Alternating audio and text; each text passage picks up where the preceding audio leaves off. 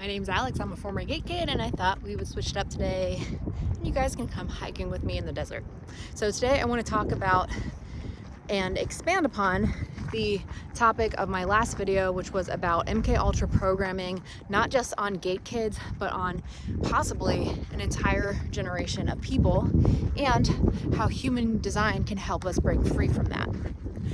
One other thing I really want to talk about in relation to that is this phenomenon of collective dreams about nuclear disasters, doomsday type events, the prophetic dreams, whatever you want to call them, but specifically the type of dreams that you wake up from that feel insanely real, like you were really there.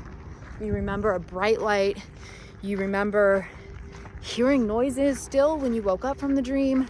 Just really intense dreams. I know I've had a few of those in my life. Whenever I wake up from them, I'm like, holy crap, like what does that mean? Am I picking up on a premonition? Or is this really gonna happen? Or is it something else?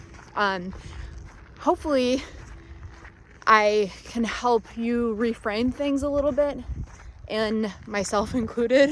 This has been a recent epiphany I've had about collective programming and human design, and how that relates again to the doomsday dreams. But I've also made previous videos about Montauk Point and the experiments done on gifted kids there and psychic kids, and also experiments on time travel and wormholes and alternative dimensions and ET technology. A bunch of crazy stuff was going on there. But I, in one of my videos, talked about all of that, plus the quantum computer. So quantum computer, as in this idea that we really do live in a matrix, that our bodies are like batteries in a way, not in a nefarious way, but what I talked about in my last video about human design is how we all have gates and channels and different circuitry. Is it a coincidence that they call it circuitry in human design? But we all have different gates and channels open or closed, and when our open channels come into contact with somebody's closed channel or defined channel, it literally closes a circuit and creates light, which is consciousness. So human design shows us that we all have a unique avatar, a unique blueprint. And we all have a crystal of consciousness, which is based on a design crystal that comes from the mother 3 months prior to our birth, and then the conscious personality crystal that happens or is manifested from the neutrinos of the planets on the day that you're born. And then those two crystals of consciousness come through your heart center, the monopole in the heart center, and it projects your reality. So we're all crystals of consciousness. We all have open and defined centers. Where we have defined centers is where we project energy, where people can feel us. And where we have undefined centers is where we feel energy. We take in energy and we reflect that. So since that is the case, I'm turning around because I don't know where I am, but since that is the case, what if these collective doomsday dreams, ooh, my arm, but the collective doomsday dreams are not because we are having, that we're having premonitions, but what if these doomsday dreams that we're having are part of the collective consciousness and the fear energy that is being generated from millions, probably billions of people. I mean, it's in the news, these ideas of war. There's tons of people talking on the internet about, sorry, I don't know if the wind is stronger, but there's tons of people talking on the internet about how the prophecies are coming true and stuff that's going on with religion.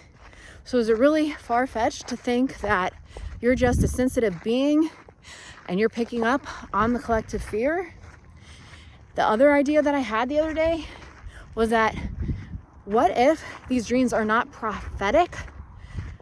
They're not going to happen. They're not premonitions, but rather a warning.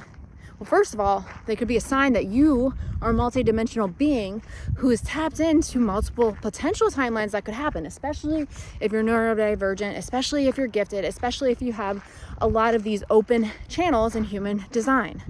The problem with having a lot of open channels is that you can be programmed very easily. And the problem with that is that the world has worked very hard to program you with television, radio, social media, what we learn in the education system, what we learn from our parents, etc., etc., etc.